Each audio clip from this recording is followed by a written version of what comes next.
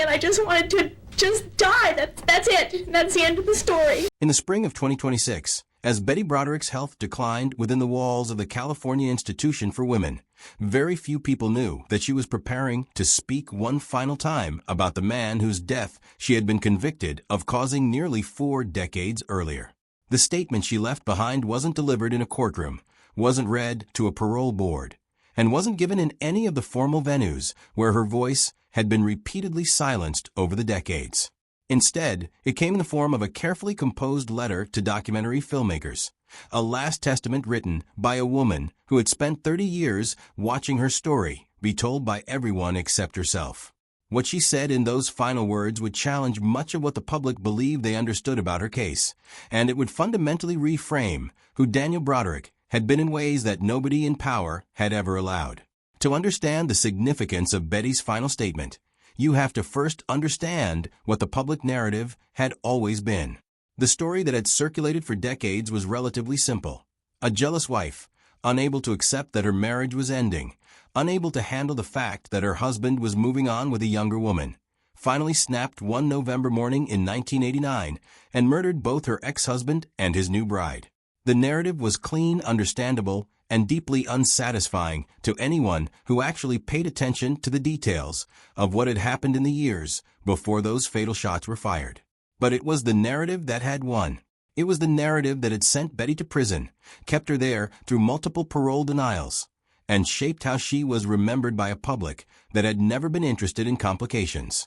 What made Betty's final letter so significant was that it didn't attempt to deny or minimize the violence she had committed.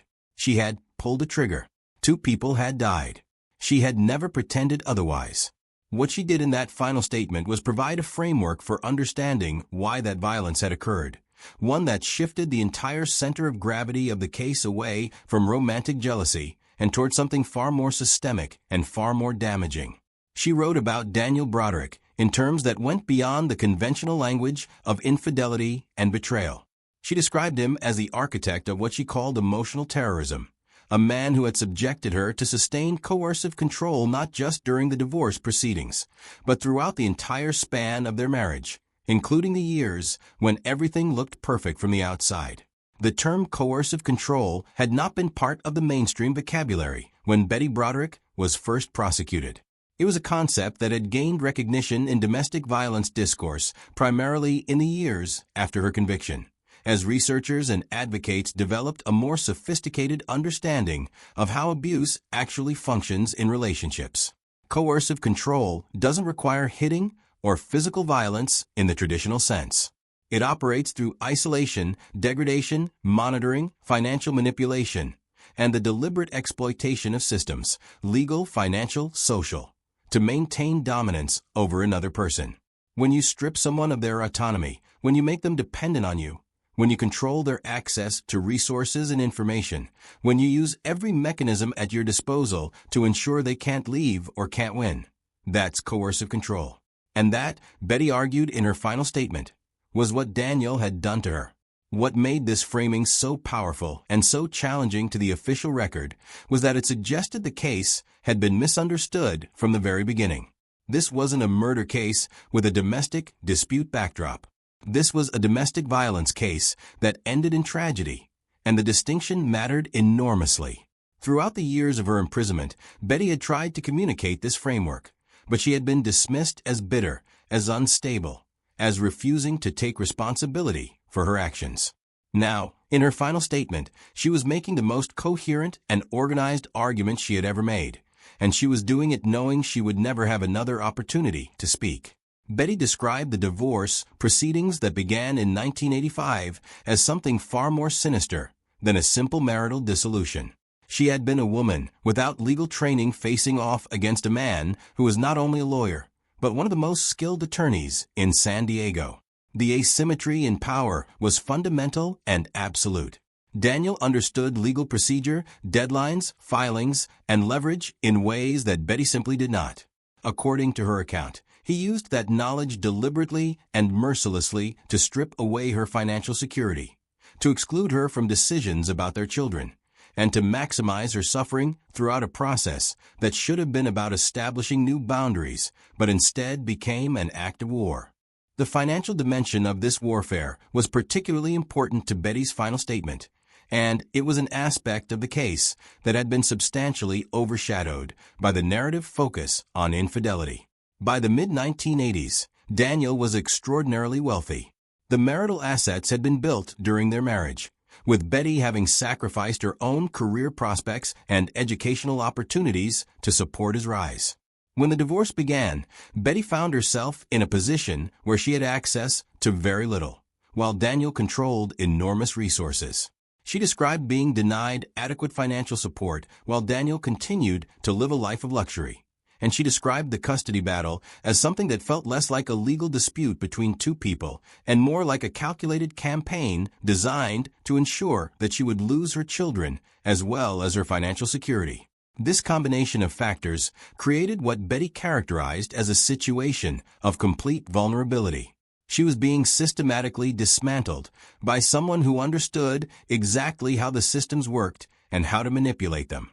Every move she made in response to this situation, ramming her car into Daniel's door, leaving profanity-filled messages on his answering machine, attempting to disrupt his life the way he had disrupted hers, was treated as evidence of her instability and her danger. But Betty argued that these actions were not eruptions of jealous rage.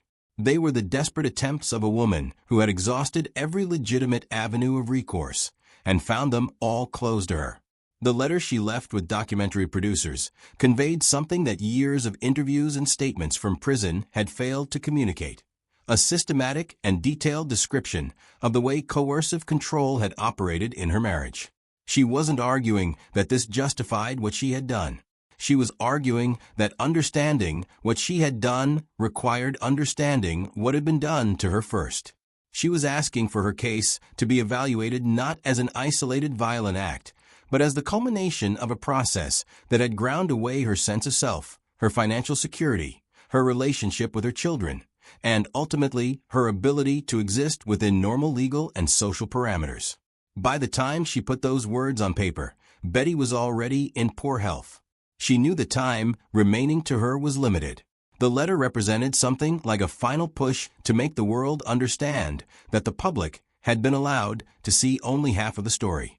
The man who had shot Daniel Broderick was not the woman who had married him in the late 1960s. That woman had been bright, ambitious, and willing to invest everything she had into building a life with someone she believed in completely. Somewhere in the years that followed, through the accumulation of small betrayals, the weaponization of legal systems, the systematic exclusion and financial control, that woman had been transformed into something desperate and fractured. Betty insisted that understanding her required understanding that transformation, not just the moment when it culminated in violence. What made her final statement even more provocative was her characterization of her continued imprisonment as something that had become political rather than just. She had been denied parole multiple times over more than a decade, even as she had aged into her 70s. She posed no statistical threat to anyone. She had committed no violence in the decades she had been incarcerated. Yet she remained behind bars, and Betty argued that the reason had less to do with public safety than with what her freedom might symbolize. Releasing an elderly woman who had killed her ex-husband might suggest that there was merit to her account of what had happened in their marriage. It might validate the framing of coercive control. It might challenge the narrative that had been constructed around her as simply a jealous, murderous woman. So she stayed imprisoned, and the system that had broken her in the first place kept her locked away, unable to speak, unable to be heard. The 4 children that Betty and Daniel had produced together were caught in the middle of this entire narrative. They had lost their father and their stepmother in a single violent morning. They had also lost their mother, first to the legal system, then to prison, and finally to death. Her son Daniel had been among those who confirmed the details of her passing and spoke about her final days.